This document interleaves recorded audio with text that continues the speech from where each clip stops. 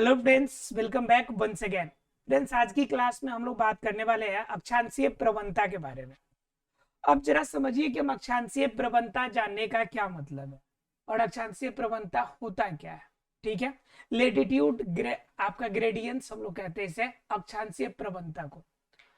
तो बात हम लोग करेंगे कि जो जैव विविधता है, हमारा जैव विविधता है, यह जैव विविधता अक्षांशों के आधार पर यह चेंज होती है, बदलती है। पहले इससे पहले आपको बताना है कि इस धरती की जो आपकी पूरी अक्षांश रेखा है, अक्षांश रेखाओं की संख्या कितनी है। तो फ्रेंड्स, पहले ये बताने की अक्षांश रेखाएं कुल कितनी होंगी। ठीक है, और अक्षांश रेखाएं अगर पता होंगी आपको तो समझ में आएगा कि जैव विविधता सबसे ज्यादा कहां पे होगा। ठीक है, जैव विविधता अगर पूरे अर्थ को ग्लोब के फॉर्म में अगर लीजिएगा, ठीक है, और ग्लोब के फॉर्म में लेने के बाद अगर बीच की अगर रेखाएं अगर बात करेंगे तो बीच की रेखाएं क्या होंगी। बीच की रेखा से एक नॉर्थ साइड में और एक आपकी साउथ साइड में, ये ऊपर का इलाका नॉर्थ और नीचे का इलाका क्या हो जाएगा, साउथ। तो आपकी यह मिड वाली रेखा हो गई, यह मिड रेखा हो गई। अब इसके नॉर्थ साइड में और इसके साउथ साइड में तो टोटल 90 इस साइड में मिलेंगे और 90 इस साइड में, और बीच में आपका मेन मिलेगा एक मिड पॉइंट, राइट। अब बात क्या करता है कि यहां से लगभग 23.5 डिग्री, ध्यान समझिएगा, 23.5 डिग्री उत्तरी अक्षांश और 23.5 डिग्री दक्षिणी अक्षांश, इन दोनों के बीच का जो यह एरिया है, यह एरिया क्या कहलाती है। तो यह एरिया ही आपकी उष्ण कटिबंधीय क्षेत्र कहलाती है। क्या कहलाती है, उष्ण कटिबंधीय क्षेत्र, उष्ण कटिबंध वाले क्षेत्र। और इसके ऊपर जाइएगा तो फिर शीतोष्ण कटिबंधीय कहलाएगा। इसके ऊपर जाएंगे तो शीत वाले क्षेत्र मिलेंगे, शीतोष्ण इसे कहते हैं। और जो बिल्कुल यहाँ पे जाएंगे आप तो ये ध्रुवीय प्रदेश कहलाता है, या बिल्कुल शीत वाले क्षेत्र, जहां पे लगभग कितने होंगे, लगभग 6 मंथ तक, जहां पर लगभग 6 मंथ तक क्या देखने को मिलेगा हमें, तो बर्फ जमा हुआ देखने को मिलेगा, बर्फ ही बर्फ देखने को मिलेगा 6 मंथ तक। तो जरा समझिए, एक बार जानने की कोशिश कीजिए, एक बार अंदाजा लगाइए। अगर पता हो तो फिर अच्छी बात है, अगर नहीं पता हो तो जरा बताइए कि यह एरिया बिल्कुल नॉर्थ पोल के पास और बिल्कुल साउथ पोल के पास, मतलब क्या, उत्तरी ध्रुव और दक्षिणी ध्रुव के पास टोटल आपको लगभग 6 मंथ तक आपकी बर्फ जमा होंगे। तो वहां पर सबसे अधिक जैव विविधता मिलेगी, या फिर ऐसे क्षेत्र में जहां पे गर्मी ज्यादा होगी उन क्षेत्रों में जैव विविधता अधिक देखने को मिलेगी। तो जरा गौर कीजिएगा कि जहां पे 6 मंथ तक अगर बर्फबारी होगी तो उस कंडीशन में पूरी तरह से यहां पर क्या नहीं मिलेगा, प्रकाश नहीं प्राप्त होगा। क्या प्राप्त नहीं होगा, प्रकाश प्राप्त नहीं होगा। प्रकाश प्राप्त नहीं होने का मतलब सीधा प्रभाव पड़ेगा किस पर, तो पौधों पर, क्योंकि पौधा अपना भोजन संश्लेषण करेगा किसकी उपस्थिति में, प्रकाश की उपस्थिति में। और प्रकाश अनअवेलेबल है तो उस कंडीशन में पौधा अपना भोजन नहीं बना पाएगा। और पौधा जहां पे भोजन नहीं बना पाएगा मतलब क्या, पौधा का अस्तित्व समाप्त, पौधा का अस्तित्व समाप्त। और पौधा का अस्तित्व अगर नहीं हो, अगर पौधा का अस्तित्व अगर अवेलेबल नहीं हो तो उस कंडीशन में क्या होगा कि उसके नीचे, उसके साथ में वहां पर रहने वाले जीवों की संख्या कम हो जाएगी। क्योंकि जो शाकाहारी जीव होंगे वह किस पे डिपेंड होंगे, तो आपके पेड़ पौधों पर। और जब वहां पर पेड़ पौधों की संख्या ही कम है, लगभग न के बराबर है, तो बताइए कि वहां पे शाकाहारी जीव रहेंगे क्या। ऐसे जीव जो सिर्फ पेड़ पौधों पे जीवित रहते हैं, शाकाहारी जीव नहीं रहेंगे। और जहां पे शाकाहारी जीव नहीं मिलेगा तो वहां पे मांसाहारी को आहार कहां से मिलेगा। जो मांसाहारी है, जो मांस वाले आपके खाते हैं, तो वो मांसाहारी जीव रहेंगे कहां। तो कहने का मतलब देखा जाए, मांसाहारी जीव रह नहीं सकता क्योंकि शाकाहारी जीव नहीं है।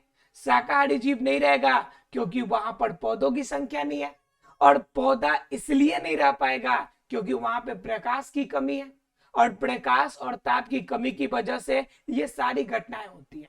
तो बताइए, जहां पे मांसाहारी को रहने में खतरा हो, शाकाहारी को, पौधे को, जब हर प्रकार के जीवों को रहने में वहां पर खतरा है, तो बताइए यहाँ पे जीवों की संख्या कम होगी या अधिक होगी? अर्थात कि ध्रुवीय प्रदेशों में यह जो क्षेत्र है हमारा, वो हमारा है ध्रुवीय प्रदेश। कौन सा देश है? यह क्षेत्र हमारा है ध्रुवीय प्रदेश।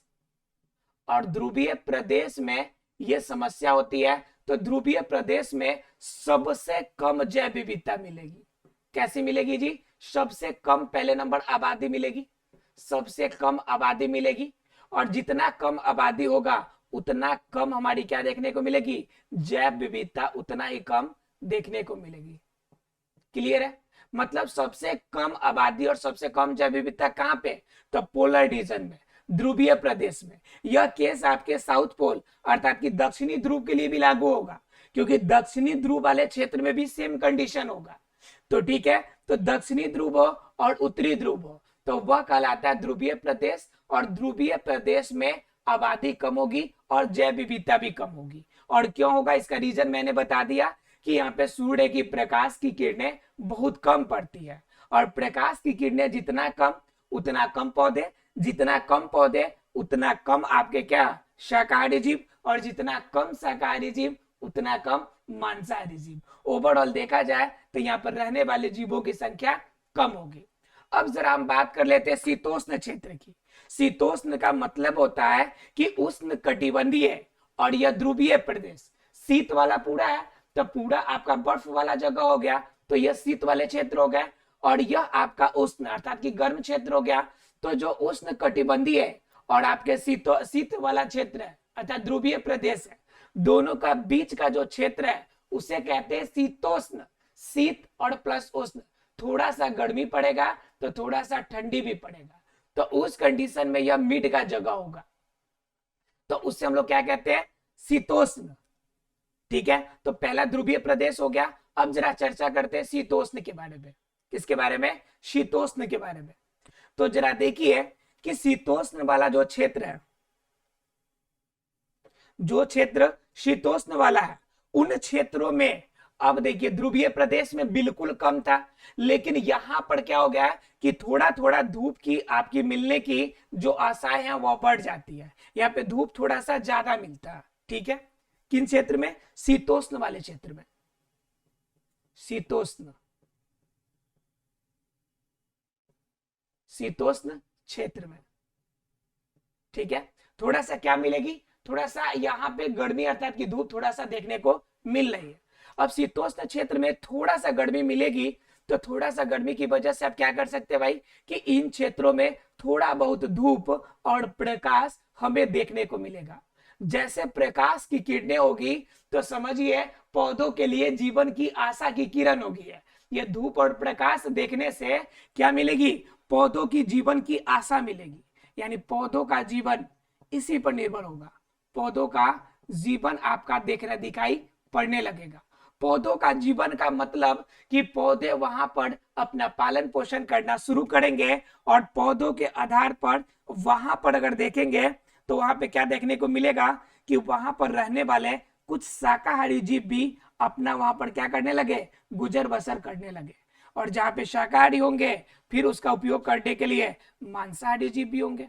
तो इस प्रकार से देखा जाए तो क्या देखने को मिलता है कि जहां पे ध्रुवीय प्रदेश सबसे कम आबादी और सबसे कम जैव विविधता वाला था, वहीं पर शीतोष्ण क्षेत्र ध्रुवीय प्रदेश की अपेक्षा थोड़ा सा ज्यादा आपका जैव विविधता रखेगा।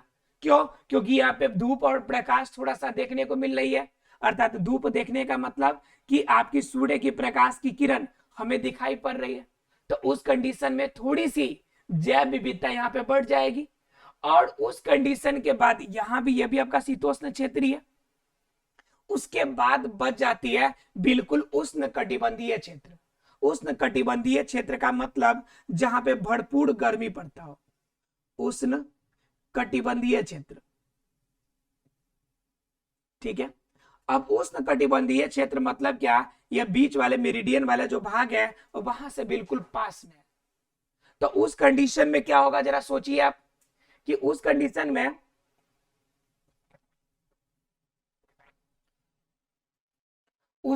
में क्या होगा कि उस कंडीशन में इस वाले क्षेत्र में आपका क्या होगा, गर्मी ज्यादा पड़ेगी क्योंकि बीच वाला भाग सूर्य यहाँ पे है।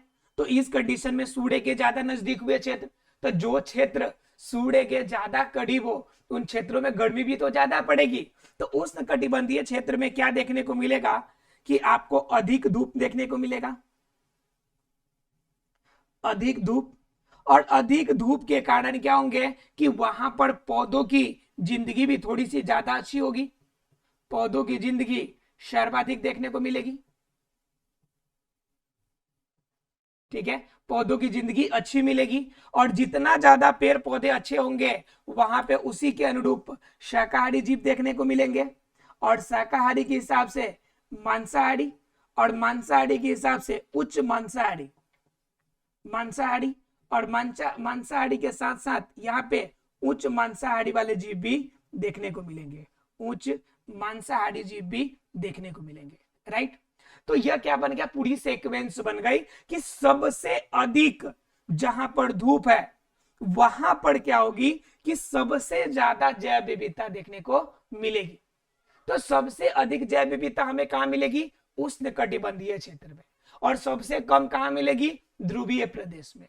क्यों मिलेगी, इसका रीजन भी आप लोग क्लियर कर लिया कि वहां पे धूप एक बहुत बड़ा लीड रोल करता है, जिनके वजह से वहां पे जैव विविधता कम और यहाँ पे जैव विविधता में ज्यादा देखने को मिलती है। तो ये क्लियर हो गया। अब जैव विविधता हमने बांट लिया कि किन क्षेत्रों में ज्यादा और किन क्षेत्रों में कम मिलती है। अब जरा सा इसी में थोड़ा सा और हट के बात कर लेते हैं कि अगर यह क्षेत्र के अलावा अगर हम किसी पहाड़ी क्षेत्र की बात करें, अगर ऊंचाई बढ़े, जैसे मान लीजिए कि हमें हिमालय के चोटी जाना है, हमें कंचनजंगा जाना है, बहुत सारे अलग अलग प्रकार के आप लोगों ने क्या देखे होंगे, पहाड़ियां देखे होंगे, देखे हैं। अब उन पहाड़ियों की ऊंचाई पे बढ़ने की बात होती है कि ऊंचाई बढ़ने के बाद टेम्परेचर जो होगा घटेगा या बढ़ेगा, दो चीजें होती है। और टेम्परेचर घटेगा और बढ़ेगा तो उसके हिसाब से जैव विविधता घटेगा या बढ़ेगा, यह केस उत्पन्न होता है। आप लोगों ने कभी कभी सुना होगा कि जैसे जैसे व्यक्ति ऊंचाई के स्थान पे जाता है तो जनरली नाकों से ब्लीडिंग शुरू हो जाती है। तो उस कंडीशन में भी आपको ये पता है कि एयर प्रेशर जो है वायुमंडल का कम होता है और हमारे बॉडी का प्रेशर ज्यादा होता है। तो उस कंडीशन में एयर रिलीज होने के कदम में आपकी ब्लीडिंग हो जाती है। तो उस कंडीशन के हिसाब से अब हमें जानना है कि ऊंचाई जब बढ़ेगा तो प्रति 1000 किलोमीटर या कुछ ऊंचाई के हिसाब से टेम्परेचर में डिफरेंस क्या आते हैं, और टेम्परेचर में डिफरेंस के आधार पर देखें तो जैव विविधता पर क्या प्रभाव पड़ेगा, इनके बारे में थोड़ा सा चर्चा कर लेते हैं। अब देखिए, जैसे मान लीजिए कि यहाँ पे हमने एक पहाड़ी ले लिया, एक पहाड़ वाला क्षेत्र ले लिया। हम बात करेंगे कि हिमालय वाले क्षेत्र या किसी भी एक पहाड़ को एग्जांपल के फॉर्म में ले सकते हैं हम लोग। मेन बात है कि हमें ऊंचाई देखनी है। ठीक है, जैसे मान लीजिए कि ये ऊंचा वाला क्षेत्र, ये पहाड़ी वाला इलाका है, ऐसे। ठीक है, ऐसे पहाड़ी वाला इलाका है, ऐसी बहुत सारी चोटियां हो सकती है। ठीक है, अब इन चोटियों में क्या है कि जैसे जैसे ऊंचाई बढ़ेगी तो प्रति 1000 किलोमीटर की अगर हम ऊंचाई पे जाते हैं तो अबाउट 6.5 डिग्री सेल्सियस का जो तापमान है वह कम होता है। कितना, 6.5 डिग्री सेल्सियस कम होता है। जैसे आप लोगों ने पढ़ा होगा कि देशांतर रेखाओं में 1 डिग्री आप बढ़ते हैं तो 4 किलोमीटर का डिफरेंस होता है। ठीक उसी प्रकार से आपका 6.5 डिग्री सेल्सियस कम होगा अगर ऊंचाई पे आप क्या करते हैं, 1000 किलोमीटर की ऊंचाई पे चढ़ते हैं। अब जरा सोच कर आप बताइए, यहाँ पे हमने आंकड़े एक दिए, एक जानने की कोशिश करी कि जैव विविधता किस आधार पर ज्यादा होता है और किस आधार पर जैव विविधता कम होता है। अब जरा एक बार आंकड़ा यहां लगाकर आप देखिए कि ऊंचाई जैसे बढ़ रहा है वैसे टेम्परेचर गिर रहा है। अब टेम्परेचर गिरने का मतलब है कि वहां पर धीरे धीरे ऊपर जितना ऊंचा जाएंगे वहां पे बर्फ जमने की क्षमता जो होगी बढ़ती जाएगी।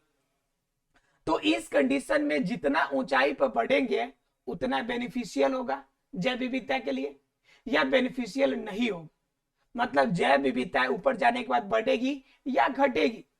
तो जरा ऊपर देखिए कि 6.5 डिग्री सेल्सियस ऊपर बढ़ने के बाद देखिए तो 6.5 डिग्री सेल्सियस घटता चला जा रहा है। अब कम होने का मतलब है कि कम हो गया। अब कम होने का मतलब है कि यहां पर सूर्य की जो प्रकाश है, जो सूर्य है, ठीक है, यह सूर्य की किरणों का आपका जो ताप है, यह ताप यहां पर कम हो रहा है। ताप अगर कम मिलेगा तब ना जाकर यहाँ पे आपका टेम्परेचर लो होगा जी। तो उस कंडीशन में ताप कम मिल रही है, और ताप कम होने का मतलब कि आपकी वहां पे तापमान घटती जा रही है, और तापमान कम मिलने का मतलब है कि प्रकाश वैसी आपकी लिमिट में नहीं मिल रही है जैसा उसे चाहिए। तो उस कंडीशन में प्रकाश की कमी फिर होने लगेगी, और प्रकाश की जब कमी होगी तो यहाँ पे हमने देखा था कि ध्रुवीय प्रदेश में प्रकाश की सबसे ज्यादा कमी हुई। तो यहाँ पे सबसे कम आबादी और जैव विविधता भी सबसे कम देखने को मिली। जैव विविधता भी सबसे कम नजर आई, सबसे कम हमें देखने को मिली। तो उस कंडीशन में जब ऊंचाई पर बढ़ेंगे तो जो धरातल पे इनके जड़ वाले हिस्से में जितने पेड़ पौधे हैं, ऊंचाई पर बढ़ेंगे उतने ऊंचाई पर जाने के बाद इनमें जैव विविधता क्या होगी, घटती जाएगी। इसलिए कहा जाता है कि पहाड़ के चोटियों पर ऊंचाई बढ़ने के साथ, ये ध्यान रखिएगा, ये ऑब्जेक्टिव क्वेश्चन बहुत आता है, ऊंचाई बढ़ने के साथ जो जैव विविधता होती है वह घटती जाती है, के साथ जो जैव विविधता है वह जैव विविधता क्या होगी, घटेगी, जैव विविधता घटेगी। क्लियर है, ये जैव विविधता क्या हो जाएगी, घटेगी। क्लियर है आप लोग को, मतलब क्या कि ऊंचाई जैसे जैसे बढ़ेगा जैव विविधता घटेगी, और जितना ज्यादा आप उष्ण कटिबंधीय क्षेत्र से दूरी बनाएंगे फिर जैव विविधता घटेगी। मतलब सीधा समझिए ना, यह प्राइम वाला क्षेत्र जो है, यह मिड जो लाइन है, इस मिड लाइन से जितना ज्यादा डिस्टेंस पे जाइएगा उतना जैव विविधता आपको कम होते चला जाएगा, और इसके करीब जितना ज्यादा आइएगा उतना जैव विविधता आपका बढ़ता जाएगा। क्लियर है आप लोग को, यहाँ पे 1 डिग्री से लेकर 1 डिग्री पे सबसे अधिक होगा, 2 डिग्री 3 डिग्री ऐसे करते करते आप 23.5 डिग्री तक जाइएगा तो सर्वाधिक मिलेगा। फिर यहाँ पे 23.5 के बाद 24.5 25 ऐसे बढ़ते चले जाइएगा तो धीरे धीरे जैव विविधता भी घटती चली जाएगी। यानी कि जैव विविधता का द्योतक उनकी क्या है, प्रकाश के स्रोत का एक बहुत बड़ा जिम्मेवार माना जाता है। ठीक है, और इसी में अगर दूसरे टॉपिक की बात करें, यह तो आप लोग को क्लियर हो गया होगा कि जैव विविधता घटती कैसे है, और अक्षांशीय रूप में अक्षांशीय प्रवणता होती क्या है, यानी अक्षांश के आधार पे जैव विविधताओं का बंटवारा कैसे होता है, इनके बारे में आशा है कि बात क्लियर हो गया होगा। अगर ये बात क्लियर हो गया है तो थोड़ा सा और चर्चा कर लेते हैं इसी में कि जैव विविधता को प्रभावित करने वाले एक और सूचक है। ठीक है, अर्थात कि जातीय क्षेत्र। जातीय क्षेत्र संबंध क्या है कि जातीय क्षेत्र, अर्थात कि जातीय क्षेत्र से क्या जैव विविधता आपकी प्रभावित होती है। तो अलग अलग वैज्ञानिक ने अलग अलग सूत्र, अलग अलग फॉर्मूला के द्वारा जातीय क्षेत्र को डिनोट किया। जातीय क्षेत्र का मतलब सीधे शब्दों में समझे कि एक क्षेत्र में एक समुदाय के साथ रहने वाले लोगों की संख्या उस क्षेत्र की जातीय क्षेत्र कहलाती है। जैसे एक आपको दिखाते हैं एक सूत्र के द्वारा, जरा समझिए एक बार उसे, इसे मिटा देते पूरी तरह। देखिए, इन्होंने आपके हम्बोल्ट जी एक पर्यावरणविद थे जिनका नाम था हम्बोल्ट, ये अमेरिकी वैज्ञानिक थे, और ये अमेरिकी पर्यावरणविद जो थे इन्होंने एक जातीय समृद्धि के लिए एक सूत्र दिया हुआ था। इन्होंने कहा था लॉग एस बराबर log C plus Z log A. ठीक है, इसका मतलब क्या हुआ, लॉग एस का मतलब होता है कि जातीय समृद्धि, जरा ध्यान से समझिएगा, जातीय समृद्धि। ठीक है, उसके बाद log C का मतलब होता है अंतःखंड, यानी कि वह क्षेत्र जिस क्षेत्र में बढ़ रहा है, यह अंतःखंड, उसके आंतरिक वाले भाग। और जेड का मतलब होता है जब हम किसी ग्राफीय रूप में प्रदर्शन करते हैं और ग्राफीय जो ढाल बनता है, देखते हैं जब आपकी कोई भी चीज लगातार बढ़ती है तो ऐसी सीधी ढाल बनती है ना ऐसे, तो यह ग्राफीय ढाल। और ए का मतलब होता है वह क्षेत्र जिस क्षेत्र में हम जातीय समृद्धि की बात कर रहे हैं। तो यह अंतःखंड हो गया, यह क्षेत्र हो गया, और यह आपका ग्राफीय ढाल हो गया, और यह जातीय समृद्धि हो गया। इन तीनों को एक साथ डिनोट करने के लिए इससे नोट कर लीजिएगा, एग्जाम में कितना बार क्वेश्चन आपको डायरेक्ट इस सूत्र को, हमबोल्ट जी के इस सूत्र को डिनोट करने के लिए कहा गया है। तो उस कंडीशन में यह सूत्र आपके लिए जरूरी हो जाता है। क्लियर है? मतलब क्या, जातीय समृद्धि तब बढ़ेगी जब किसी अंतःखंडीय क्षेत्र में जो उसका ग्राफीय ढाल होगा उस क्षेत्र के अकॉर्डिंग सर्वाधिक रूप में वृद्धि करेगा। अर्थात कि एक ही जाति के कम जैव विविधता वाले क्षेत्र में जब ज्यादा वृद्धि करेगा एक ही जाति एक ही समुदाय वाले, तो उस कंडीशन को हम क्या कहते हैं, जातीय समृद्धि के नाम से जानते हैं। जातीय समृद्धि कैसे महत्वपूर्ण होती है और इनकी पूरी तरह से जैव विविधता की महत्वपूर्णता के बारे में अगले क्लास में हम आपके साथ डिस्कस करेंगे। मिलते हैं अगले क्लास में, तब तक के लिए thank you very much friends.